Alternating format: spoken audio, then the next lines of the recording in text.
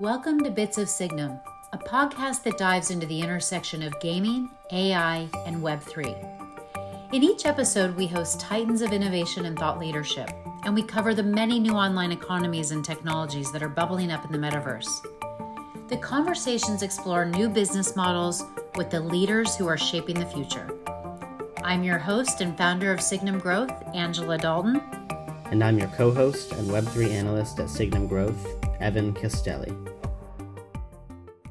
Hello, everyone, and welcome back to the next episode of Bits of Signum with my co-host, Evan Castelli. I'm Angela Dalton of Signum Growth, and we are so excited today to have Jason Chen from BRON Digital. I'm going to start with a quote from Jason because it was at the very top of our last blog post. By the way, check out our Substack, Bits of Signum.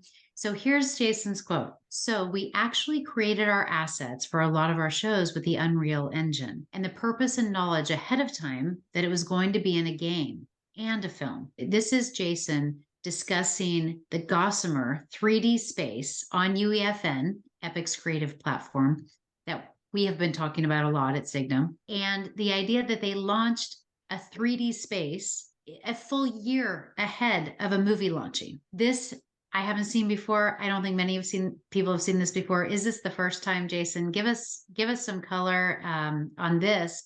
But first, start with your background and give us a little insight into how you came to do this groundbreaking move. Oh, absolutely. Well, thank you for having me. Always been a pleasure to speak to you all. It's been a lot of fun. But so a little bit about myself. For the past 15 years, I've had a career in feature film visual effects. So on-set visual effects, starting on the first Avatar at the age of 17, getting coffee and kind of working my way up through the ranks and surrounding myself with some of the most amazing talent in the virtual production space.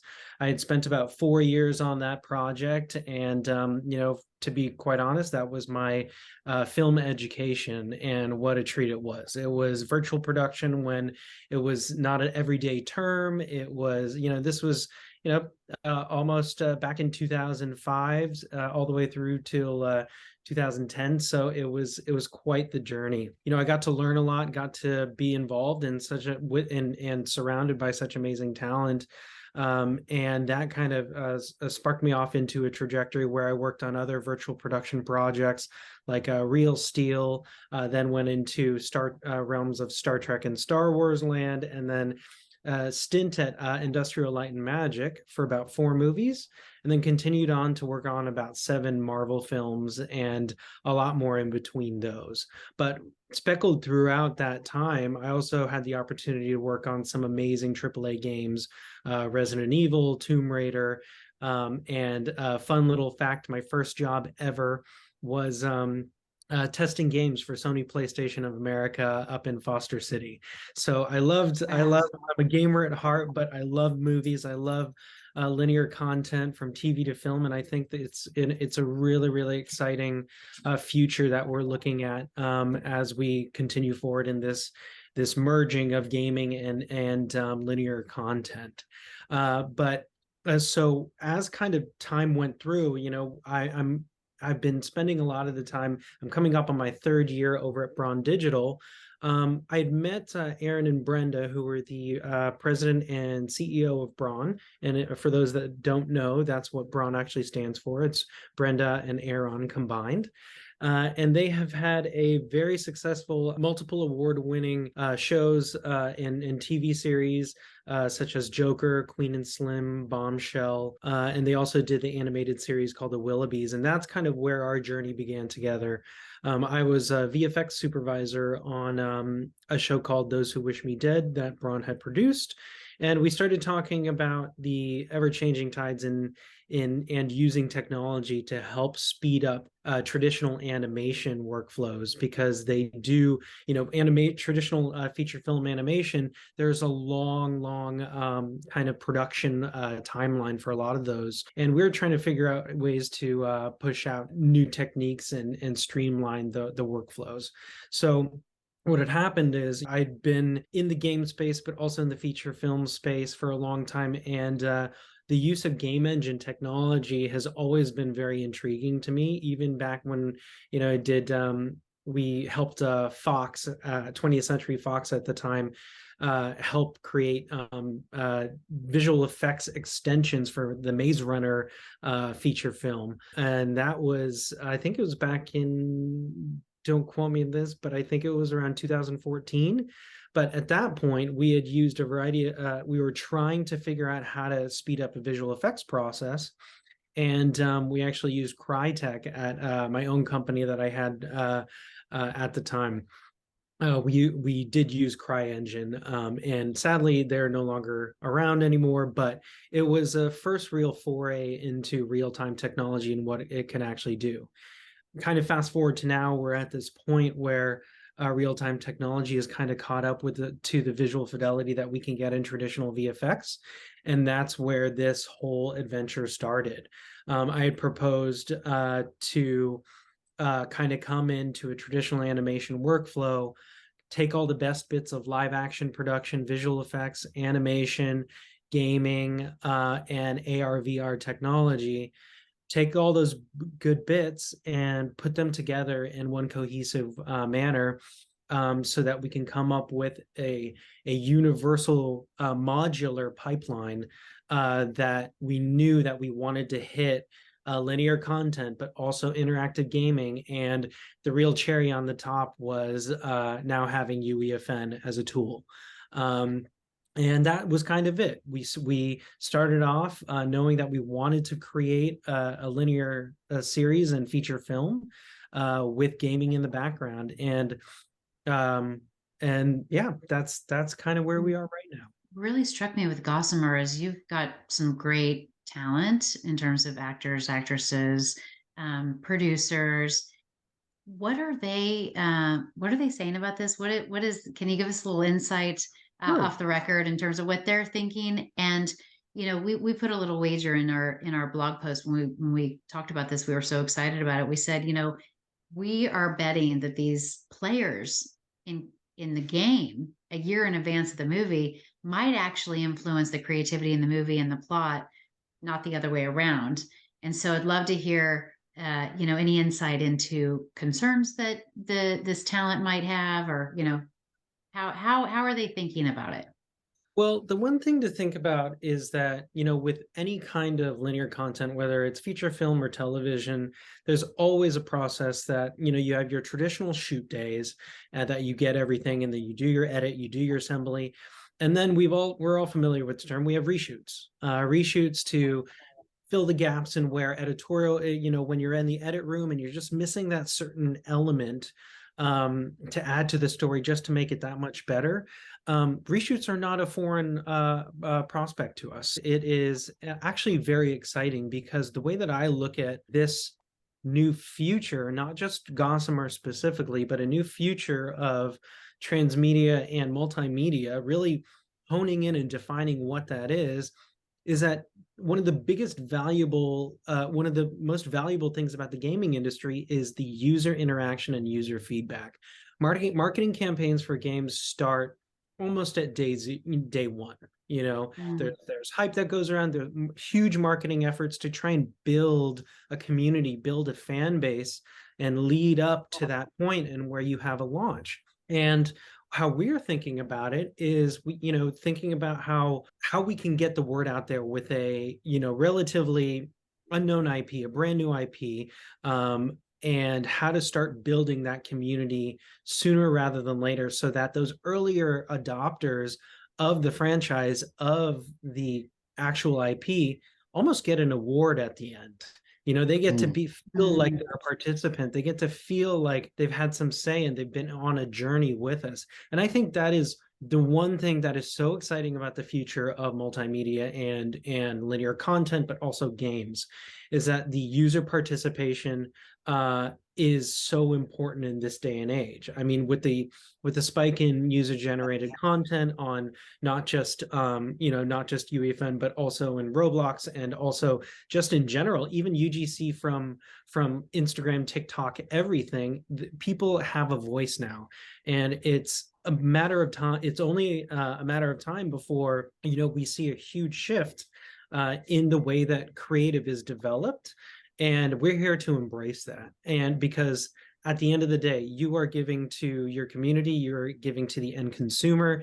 And those people that really are passionate about this should have a voice in these pieces of content. And the thing that I love about it is we get insight into what is popular, what is not, a year ahead of time. So we can make creative changes, so we can adjust certain environments, feature them in somewhat of the production phase where we can make active change for the final product. What you just sparked was the idea that games are actually not as risky as movies or TV, like people think. I was talking to Songyi Yoon, who runs NCSoft, and she said, people have been saying this for a long time, that gaming is just like making movies. You never know if it's going to work. It's you kind of go out there 4 years later with a huge budget, you don't know. And that's actually not true, because in technology, you can actually test and test and test and test. Sure. And so you're kind of taking that concept, plus the creative process that you're able to test with the audience. And it's extremely powerful to think that when the movie launches, it'll already have a community of people who have literally bought into it. Absolutely. Yeah. This is how I'm really picturing the future for any project, any entertainment-based project, is that you're going to have to involve the audience sooner rather than later. We're taking a lot of the bones in the structure from traditional feature film and television development. But one of the things that we did from an early onset of Gossamer, and for those of you that don't know, I know, Angela, you had mentioned a lot of the cast members. So Gossamer is actually based off of a short story by Lois Lowry, who was the author of The Giver. And it follows the story of Littlest, and who is a very talented Gossamer who is a dream weaver. And it's really reimagining the fairy genre. And we follow Littlest on her journey to become an amazing Gossamer. She's inherently gifted with the talent that she's given, and pulling fragments of happiness and sadness from her human counterparts' objects around the room. And she's is incredibly talented at what she does, and is on her, we follow her on her voyage. What happens a little bit later, no spoilers, is that she accidentally perpetuates a forever nightmare into her human counterpart. So we're met with a lot of, we're taking the fairy genre and really kind of making it a battle between light and dark, good and bad. And it's really a story about kind of loss, but also finding confidence in others as we, as we navigate some very tumultuous times. So that's kind of the overview. We have an amazing star-studded cast, a voice cast: Forrest Whitaker, Vera Farmiga, Wilmer Valderrama, Alana Masterson, who's actually also a really big gamer, and then introducing Courtney Rosemont. So there's a lot of fun things going on, and that's where we're trying to bring a little bit of Hollywood into this gaming space and back and forth. So, and I apologize, I did the whole summary, but I forgot the question. Sorry. Well, no, it was just what are they thinking? What are those actors, actresses, people involved in the traditional film industry? What are they saying to you on the side? Like, are you really sure you want to do this? Or are they saying, this is awesome, let's go? I think, to be honest, we've been met with nothing but support. I think it's a very exciting prospect. Gaming has always been a little bit of a foreign entity, but it's becoming more and more relevant as time goes on.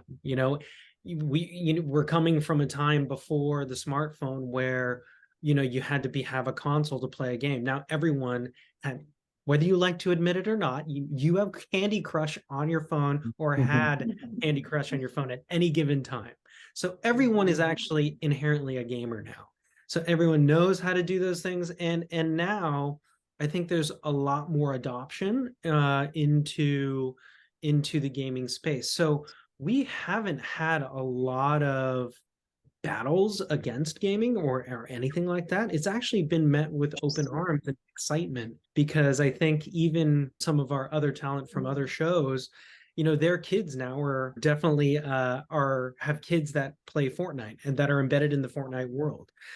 So it's been a very, very exciting thing to see, and this is going to just be the first of many that follow this model.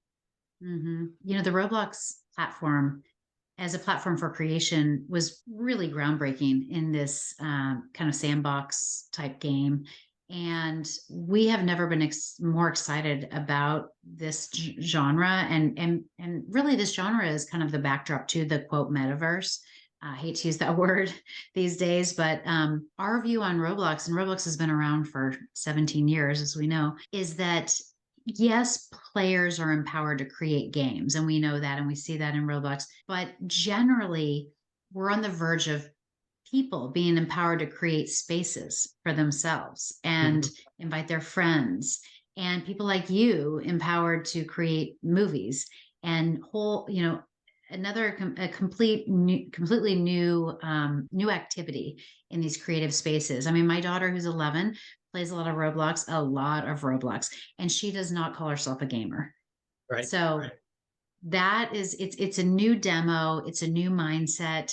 And people are, engaged in creating, they're doing a lot of different things. And now, and another thing that I want to clarify for people is that a lot of people understand that there have been many movies and TV shows created with the Unreal Engine or using the Unreal Engine. Mandalorian is the one that is the most well recognized. And Tim Sweeney said at the JDC show that 550 TV shows and movies have been made with Unreal Engine, but that's different than what you're talking about. And can you just describe to the listeners how what you are doing is different from that? I will not say that I know every single one of these projects that are in production now that use Unreal Engine as a tool. I think of it as that Unreal Engine is a great tool to help convey a creative idea. So what we are doing on Gossamer is taking the Unreal Engine, using it as a tool, and really merging live action filmmaking techniques into an animation workflow that is more streamlined, more effective, and kind of bridging the gap between traditional animation and live action. So and what that means is I come from a live action background, where we have huge sets, huge set builds, lights, all these, beautiful toys.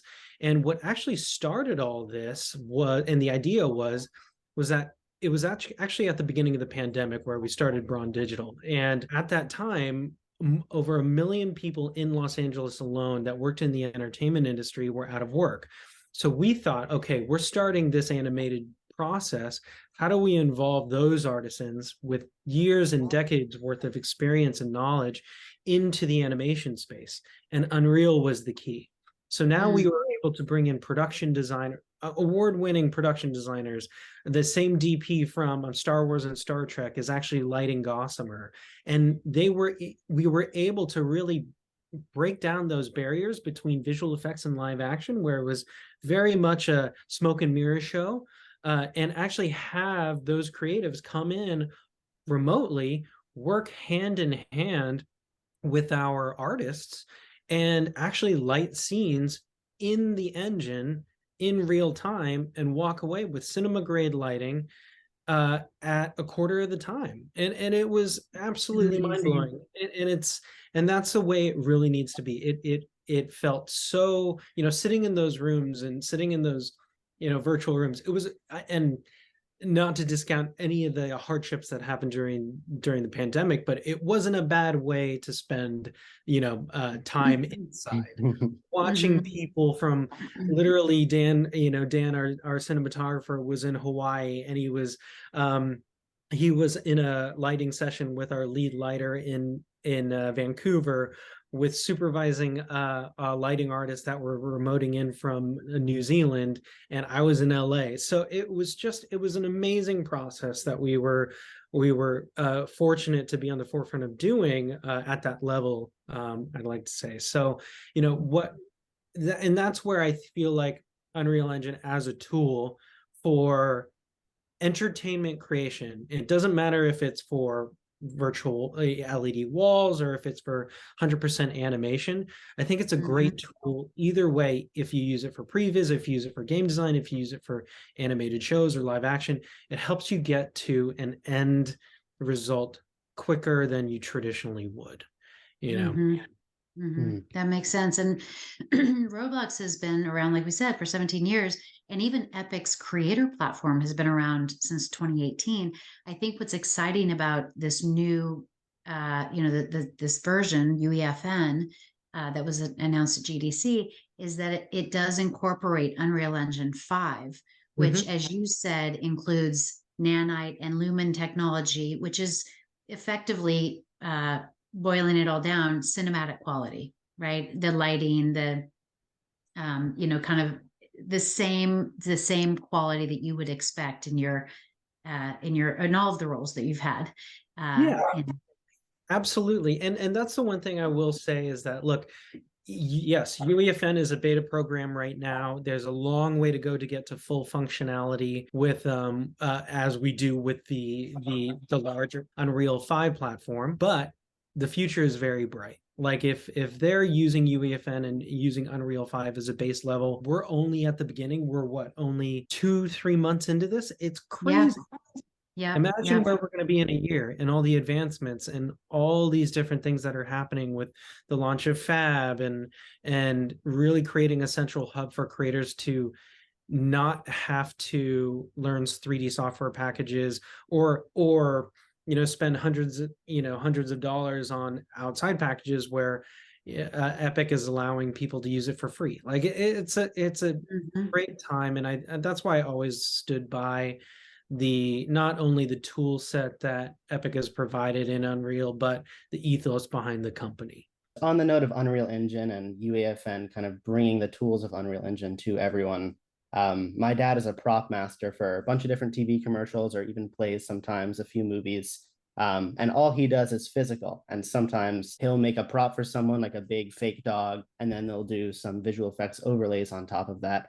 But I'm curious your thoughts on if physical props or physical sceneries for movies is basically going to get entirely replaced by technology from Epic or Unreal Engine. To be honest, I think there's, this now getting back into the on-set visual effects perspective of it. For example, when I was supervising on Jojo Rabbit, one of the big things that we would do is try and get as much, like if you're shooting a live action commercial series, feature film, or anything like that, my methodology was that anything that the performer is touching within a 50-foot radius around the camera should always be practical. Props, everything, because regardless, it's really, really challenging to enhance a CG prop and just fake everything, because the weight of the prop is specifically the prop department. The weight of the prop is unique and it inherently affects the performer. So sure, if there's going to be like full CG films out there, very much like an Avatar or so, you still can't fake a performance. You still can't fake a weight of a large gun that they would use in Avatar. So that's why when they shoot those films, specifically Avatar, they still have a prop master that have all the proper props that are in the same shape, size, and everything. If anything, the way to think about it is it's a way to help the crew and the performers really visualize what's going to be there, as opposed to being on a blank stage and it just being full of blue or green screen. So if anything, I think it's going to help everyone kind of get on the same page earlier. And that's what I've seen with the use of these LED walls, because people can be like, oh, wow, I get it now. Now we can get to the fun part of being creative and what can we do to enhance this? So I don't think there's ever going to be a time where those types of jobs, whether it's you as a prop master like your father, or a performer, actor, stunt coordinator, any of these folks, I don't see a future where they go away. So if we go back to the UEFN platform and we look at, kind of what they promised, they said they were going to pay out 40% of the revenues generated on the platform to the creators and the developers, and that the payments would be skewed positively toward long-term engagement. And the big question from players, investors, skeptics at the show was, how can we trust that these payouts will be fair? You know, we heard from many people at the company that there would be 30 to 40 internal metrics that they would use, but they would all be geared toward this long-term engagement, really kind of incentivizing creators to create games that are lasting and fun. And we did see the first numbers come out. Epic came out and said in March, which was the first month. So there have only been 2 months of data, March and April. The first month, when you compared this version of the platform, creative platform, to the old version, which was called Support a Creator, the top 1,000 creators saw a 5.2 times median increase in earnings through engagement payouts over the last platform. Wow. And then in April, the new changes resulted in an overall about 1.5 times money paid over March. So wow. Month over month, 1.4 times. So, and then if you look at the number of creators that are set to make, annualizing at least $1 million, it came in at 61 creators in 2 months. That compares to 91 on Roblox last year after 16 years in operation. Wow. So this is a pretty powerful platform in terms of creativity and collaboration. And sure. I think that you're really, kind of exhibit A on that. How do you find, being on the inside and really being one of the first to use this, how do you find Epic is in terms of support? How do you find the tools are in terms of ease of sure. use? Can you just give us some color on the actual creative platform and how it is? Yeah. Yeah. I mean, look, the way to think about UEFN is that it is essentially the same kind of layout as Unreal 5. It's just stripped down feature-wise because there are certain things to keep in mind when you're creating a UEFN experience. For example, there's a 300 megabyte limit because nobody wants to sit through over 30 minutes of a download of an island, right? So there are these limitations to make sure that users have a less challenging time getting into your island. But there's also certain things that are really, really technical things that you should keep in mind as you're building assets for Fab, for example. But overall, we were lucky enough to be one of the early adopters of it, and we've always had a really great relationship with the Epic team. I actually knew Miles, one of our good friends from Epic. We actually worked together at ILM in the Kim Library days. So we knew each other from then and have had a great relationship moving forward. And they've been nothing but supportive on our journey from going from traditional 3D animation to using Unreal as the platform and the main tool for animation deliverables. So they've always been a huge supporter of what we're doing, both in the animation and the UEFN space. The great thing is that it really truly feels like a partnership. We give them feedback. We give them full reports of, hey, and we're completely honest, right? Hey, this kind of really sucked at this time. What do you have sorted out for this? We're also actively helping them build some internal documentation, with back and forth, so that more creators for the future will have less of a challenge to start creating what they want to do. So the onboarding process will be shorter, the more instruction.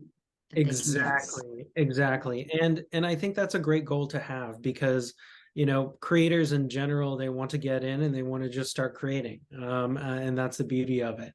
So overall, like the one thing to keep in mind for any creator, UEFN hopefuls out there and want to get into this space is that keep in mind it's still in a beta form. But that's the great thing. Start now. Learn all the tricks, learn everything, and help build this platform to where it's really robust.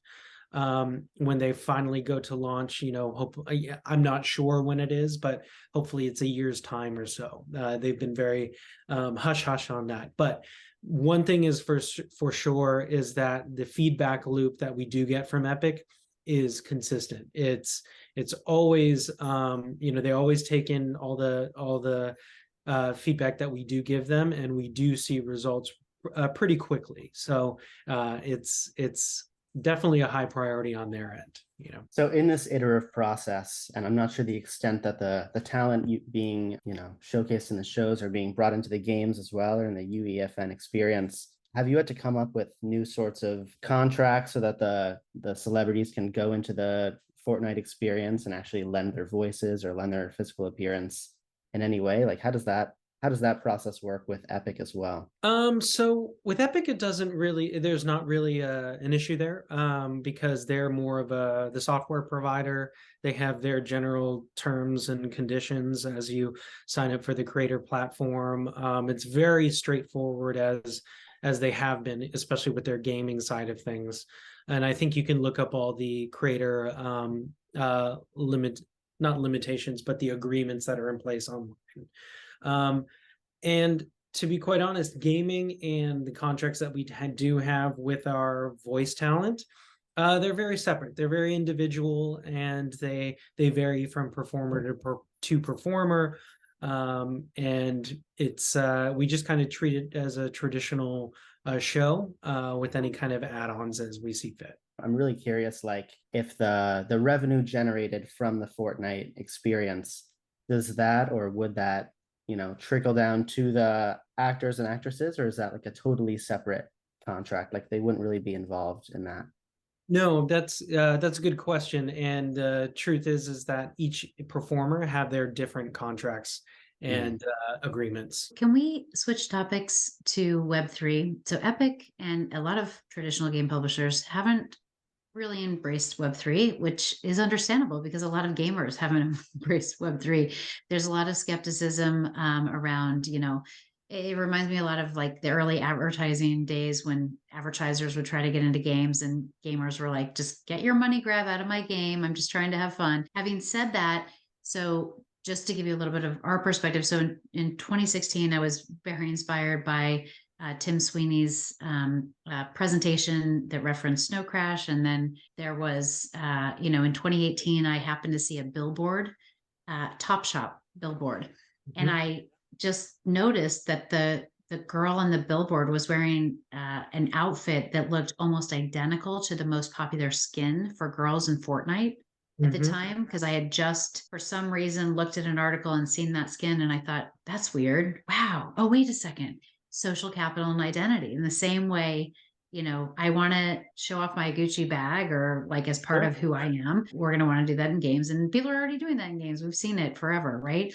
And that was when the phrase, one of our initial phrases for Signum, I want to bring my Gucci bag with me from the holiday party to the Mario party, was born.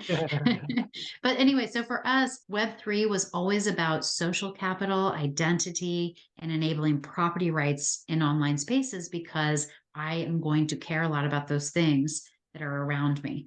And so UEFN, to me, feels like a training ground, even though Epic might not view it as such, a training ground for Web3, because people are going to build more and more things and have more and more, enterprises on this platform, and they're going to care more and more about those things, those digital things that they're building. Am I crazy on that? Is this crazy? What are your thoughts on that and Web3 generally? Look, I think, regardless, I think the ideas behind Web3 are very much alive and well. Like I really, it's definitely where, whether we like to think it or not, I actually believe that Web3 is here. It just has different shapes, different skins on it, if you will. The idea that everyone now has, some kind of account, digital account that they're associated with, whether it's your, online Macy's membership or something like that. There is a digital profile of you as a consumer in the world already. Now, how to consolidate all those things and really put it to use in the quintessential idea of what Web3 is, actual identity, I think things like UEFN, things like Roblox are really paving the way for a new definition of Web3 for the future, because I think Web3 has gotten a negative connotation in the last few months because of its ties to money grabs and everything like you'd mentioned. But I think it's going to take a more democratized adoption, where people are not going to be, they're not going to even realize that they're in a Web3 ecosystem when you're in a virtual space or in a virtual environment. Coming back to Candy Crush, if you have spent more than 99 cents on Candy Crush to up your lives again, you're a consumer that has fed into a Web3 ecosystem. That is how I say it. There's a online transaction that is tied to your likeness, your card, your everything that can be tracked. That is a small evolutionary bit to where we're going to be in a year, in 5 years, in 10 years. And, as much as people are skeptics on, oh, is it even around? It's already here. It is already here. We're already living within it. And now with tools like UEFN, now people can start creating their Ready Player One environments. They can start doing these things and slowly start opening up the taps for, in-app purchases. That's not going to be as, right now, everyone knows what in-app purchases are because we've paid for it time and time again, whether it's willingly or not willingly from your kids or something in purchases. Apps are literally going to be just little ecosystems and games that already exist. And we're already seeing it. There's people that are logging into Fortnite and going into these UEFN experiences, and other people, creators, that are getting monetary value out of that. So imagine when they start opening up the tabs to collaborative partnerships or merchandising opportunities or something, whether it's in UEFN or whether it's in Roblox or something. We're only 1 or 2 steps away from true monetization in the environment or in the ecosystem. So my thought is that we're already here. We're just at the very beginning. And in the next, year, 2 years, 3 years, there's going to be a surge of virtual enterprise opportunities. But is it going to be a huge stamp on it that says you're in Web3? No, it's going to take over subtly. It's going to take over as every single day use, especially with Apple's new AR VR headset. Like, as that starts to take shape and we start to transition ourselves into more of a spatial computing space, it's just going to be more and more relevant. And I know that's very high level, but those are my thoughts in general. We're already here. I also think, the idea of community is really a secret sauce for true engagement. Totally. Epic clearly cares about true engagement, and they're saying that's what you're going to get paid on, is true engagement. To us, anything other than true engagement in a community is kind of short-term speculative, low value behavior. And so I love what you guys are doing with Gossamer, because you're testing out this community, this deeper community build. Now, we've all seen communities in gaming for decades, right? But this feels like next level in terms of community building. Can you just comment on the community generally and how it's evolving? Oh, totally. It's been an interesting exercise. People aren't familiar. It's not like you walk in and you see a stormtrooper or you see R2-D2 and you know exactly what that is. We have to create. And so one of the interesting and more fun things we've had to do, and this gets into a little bit of the art of it all, is that when we create our virtual worlds for our show, they are massive. We build cities. Like, if you go and see, if you played Gossamer, the Heap is essentially the world where the fairies live.